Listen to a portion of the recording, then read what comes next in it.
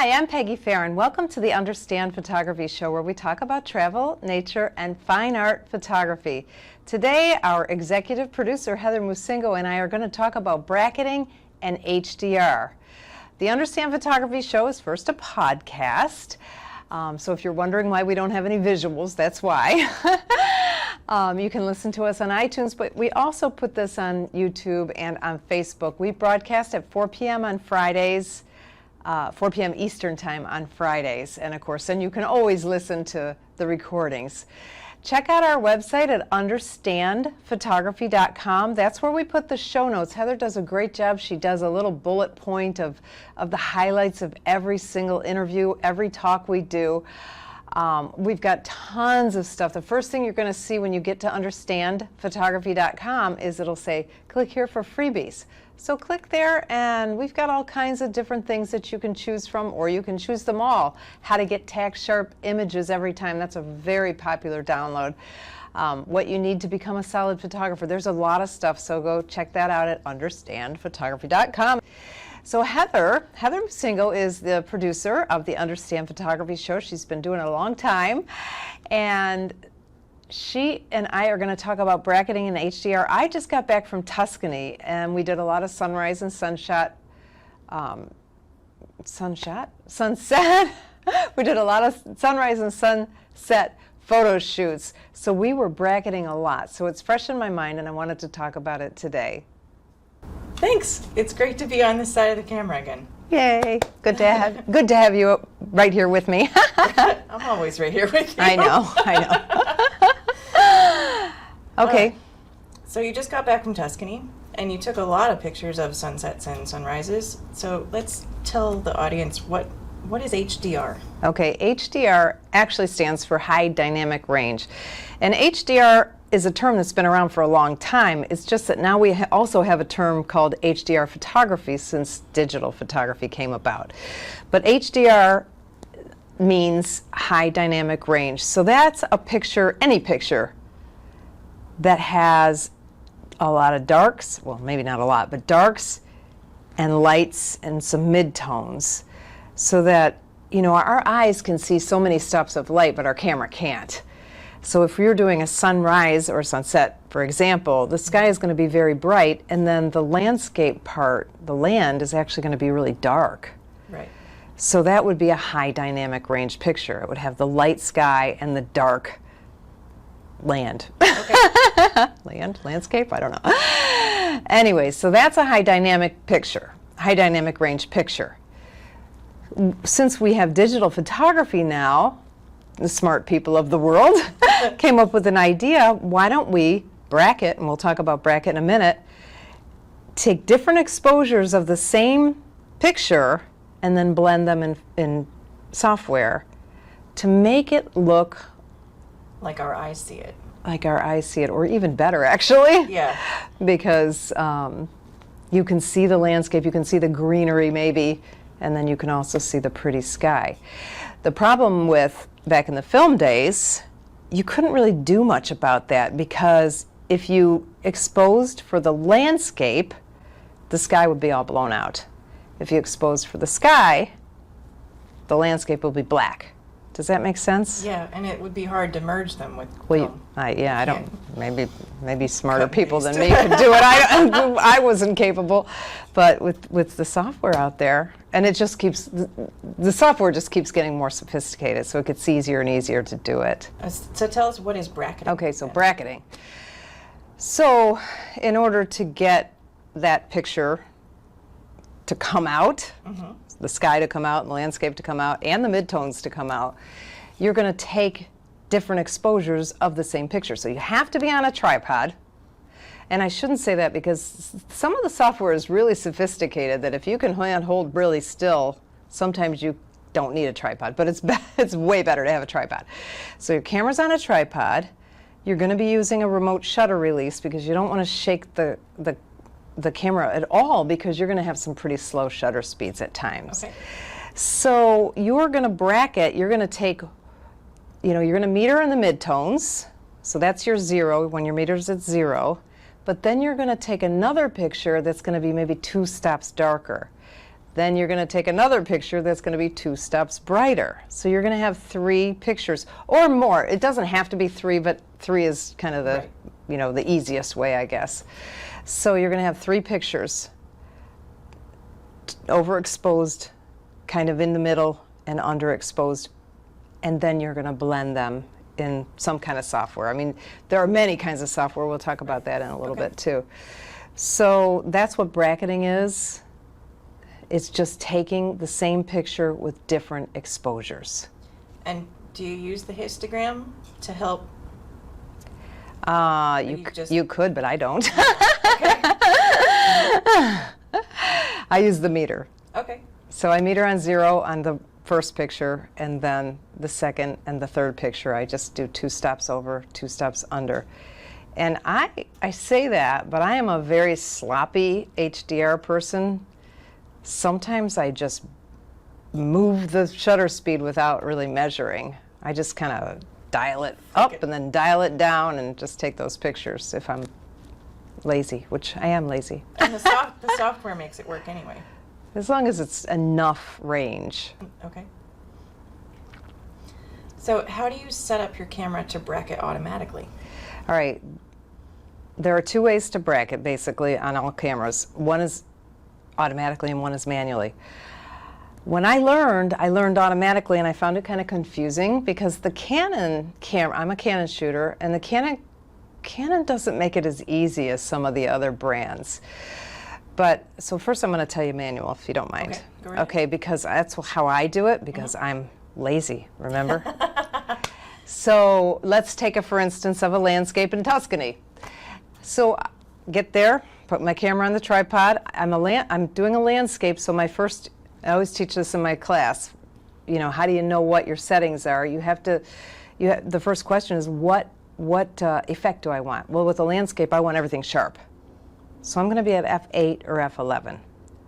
I'm on a tripod with a remote shutter, so I'm not going to be shaking the camera. So I'm going to be at ISO 100, which is the best quality. Okay. So I'm at ISO 100, f8, let's say. So the only decision I have to make is my shutter speed.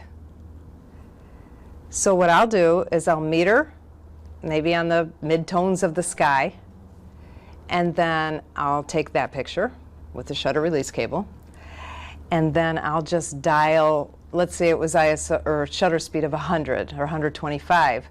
Then I'm just going to turn the dial to 2 stops over and then turn the dial to 2 stops under. So maybe 500 shutter speed, the 125 would be the medium one, and then maybe 40th of a second. Okay. Or something like that. So those would be my 3 shots. I just turn the shutter. That's how I do it, because that's the lazy man's way. You don't have to program anything. You don't have to know what the buttons are. With a Canon, you have to go into the menu, and you'll see it says AEB, I believe, and you can see, you turn, you're going to have to look it up for every Canon, but you go into the menu and you put it so that it'll take the 3 stops, the 3 pictures, 2 stops under. Push of the button. Well, then you have to put your camera in aperture priority, because when you're bracketing, you do not want to change your aperture. You can change your shutter speed or your ISO, but you do not want to change your aperture. And think about that. If you change your aperture, if I'm at f8 and I change my aperture at f2.8, the second picture might not look the same because my depth of field would be different. Okay. So normally most people just use the shutter speed. You could do it with ISO, but the shutter speed is the main thing. All right. So I lost my train of thought. Where was I? Canon. Okay, so in the bracketing, in the AEB bracketing or whatever it's called, you can see that you can change it by your dial to either 1 stop over and under or 2 stops over and under, or some of them you can do 5 stops, depending on what kind of Canon you have. And then you click OK, put it in aperture priority, press the shutter release button, and it'll take those 3 pictures. Wait, 1, 2, 3. Was that 3? So it'll automatically take them. That's fine, and it works great if you are always going to be taking 3 pictures in a row. But for me, if you don't want the next one to be a bracketed image, then you have to go back into the menu and change everything again. Exactly. Which is why manual makes more sense. I'm a manual kind of gal, as you know. are. However, if you know you're going to be doing that, it is easier. You just press a button one time, boom, boom, boom, you got all 3 pictures. Now, Nikons, I shouldn't say Nikons, some Nikons have a bracketing button. That makes it easier. The newer Sonys have the bracketing right in the drive mode, which makes it easier because you can turn it on and off quickly. Okay. You don't have to go into the menu. So it's easier to do the automatic bracketing if you have one of those type of cameras. Canon is just kind of behind, unless, I mean, maybe some of the other Canons that I don't know have bracketing on them, but I have a 6D. The 7Ds don't do it, I don't think. I don't know. I don't know of any Canons. You have to go into the menu. Now, Joe Fitzpatrick, he is a Canon shooter. He used one of his custom function buttons to turn the bracketing on there so he could do it with one button. So that's an option too. But for me, it's just so easy just to change my shutter speed. It does sound a lot easier. I think manual is so much easier. So, all right, now we've taken the 3 pictures. Mm-hmm. We get home, download it onto our computer. How do we put them together? Okay, actually, I'm going to back up a little bit because remember I said you should be on a tripod? Mm-hmm. Well, because I teach both Photoshop Elements and Photoshop, I learned that with Elements, Photoshop Elements, you have to be on a tripod. With Photoshop and Lightroom, if you just hold your breath and held and took 3 pictures in a row, the Photoshop and Lightroom is so sophisticated that it will line those pictures up. Elements will not. Gotcha. So keep that in mind if you're doing it. But it's so easy, it's unbelievable. Photoshop and Lightroom are pretty much the same. You just open up the 3 pictures that you want, you right click and it says Photo Merge, HDR, and it just does the software, it lines up the pictures, and it pulls out the highlights and pulls out the shadows, and it gives you this nice picture. It's unbelievable how You don't have easy to it work is. with layers or masks or anything. It just Not does anymore, it. we used to. But yeah, now they do the blending right in the software. Now, is it perfect? It's not perfect, but it's pretty close. Now, what I usually do is I'll do it in Lightroom first, and then I'll bring the picture into Photoshop and maybe put a little more contrast in it, because I like my HDR pictures to look real, like real pictures. Like, you know, with HDR you can get very creative and get some kind of, you know, artsy looks to them, and some of them look stupid. That's my opinion. But you know who uses HDR photography a lot is real estate photographers, architectural photographers, because how do you balance the window with the bright light with the inside? It's really hard to do. In the olden days, we used to lug all these lights over, and it was hard. But now, mostly they use HDR photography. Okay. Now with Photoshop Elements, you know, it's funny. Photoshop Elements is kind of like Photoshop Junior is what they call it, and it's supposedly more user-friendly. But no. But it's just like shooting an automatic. There's more to learn. But they have Photo Merge in there. It's just that it's not as easy to find. You don't just right-click on the picture and find it. You have to go into Photoshop Elements has, oh gosh, I can't think of, Quick, Guided, and Expert. So the Photo Merge is in Guided. So if you're using the Quick section or the Expert section, you won't find it. You have to actually click over into the Guided section to find the Photo Merge. And then it's pretty simple from there. Okay. But it won't line up those pictures unless you were on a tripod. That's the biggest drawback with Elements. And then what else? Photomatics? Oh yeah, Photomatics. Photomatics was how we all did Photoshop or HDR photography in the beginning, because Photoshop didn't do it, Lightroom didn't do it. So we all bought Photomatics, and it's an awesome software. They have, I think, Photomatics Lite and regular professional or something like that. But you would just put your pictures in there and it would blend them just like the Photoshop. But what's cool about Photomatics is they'll give you some kind of like Instagram filters. It's not really filters, but some different looks Okay. on the side, so you can say, well, I like that cartoony look, or I don't like that cartoon, or I can do black and white, and so it shows you kind of what the picture will look like, and so you click on that, and it's really cool. It's really good fun to play software. with. Yeah, it's really, and it's not very expensive. I forget how much. I think the light is like $39 or something like that. And then Trey Ratcliffe, who's like the most famous HDR photographer on earth, he worked with Aurora to come out with, I think it's called Aurora HDR, and I have not used it, so I meant to. I downloaded the free version, but I haven't tried it yet, because I usually do it in Lightroom. And It's you're just- busy. and I'm busy.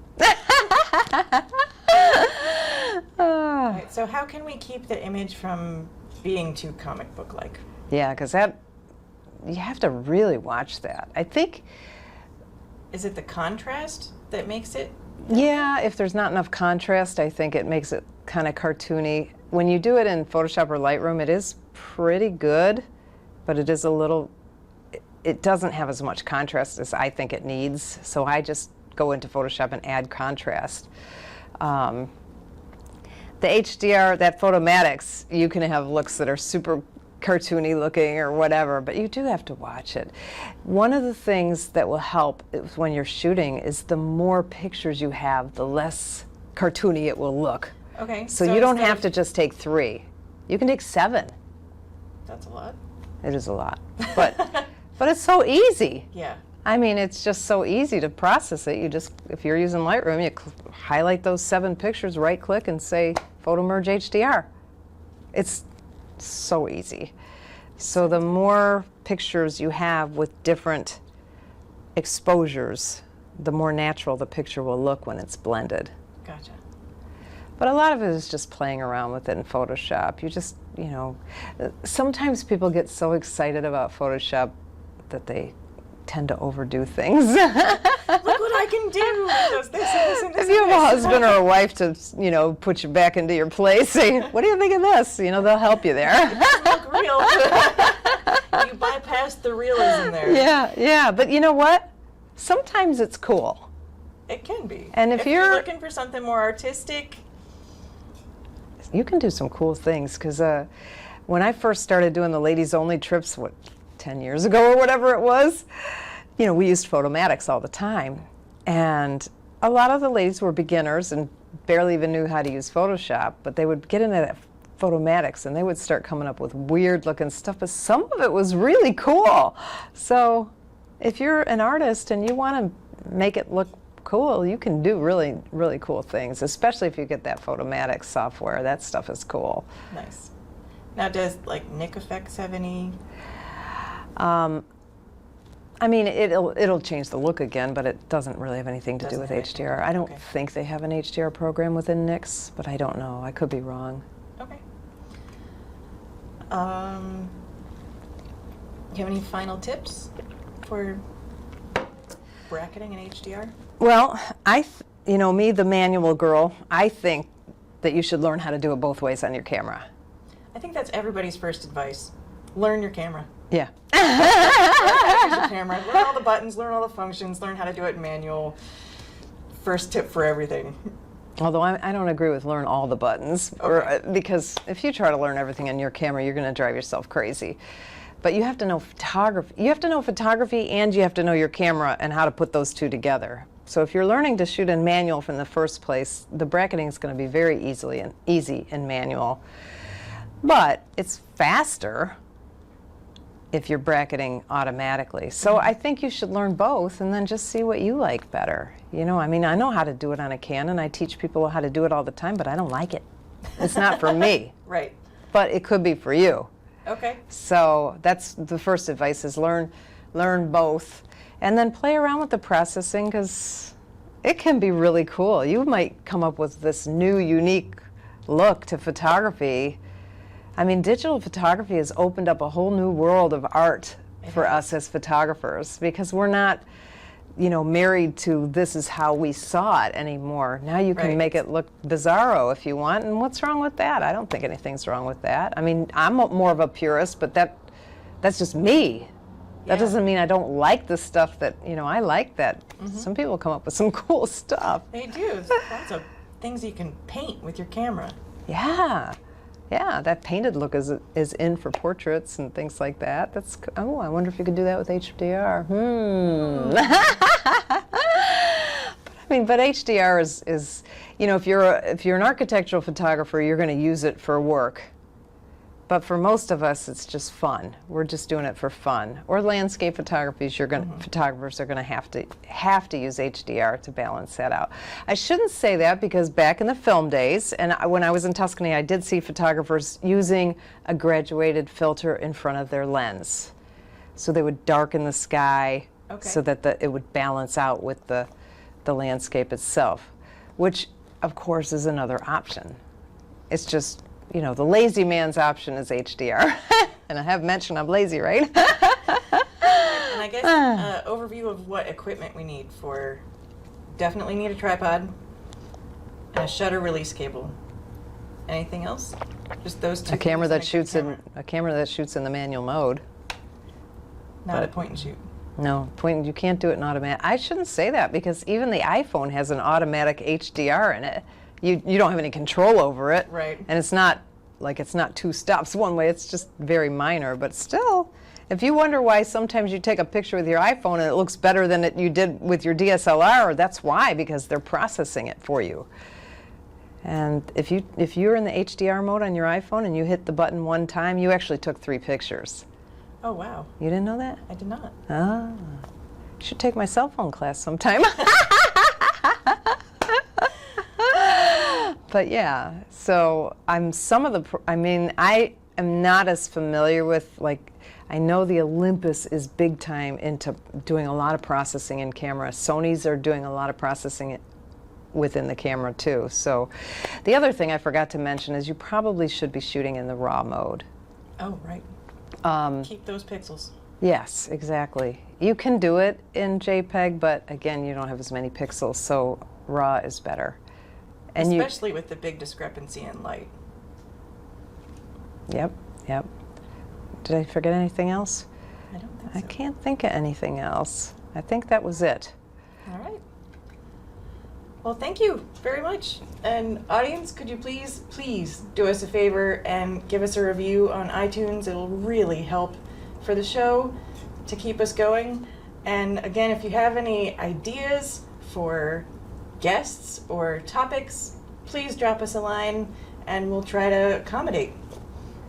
I'm Heather Musingo. And I'm Peggy Farren. Thank you so much for watching the Understand Photography Show. We'll see you next Friday at 4 p.m. Eastern Time.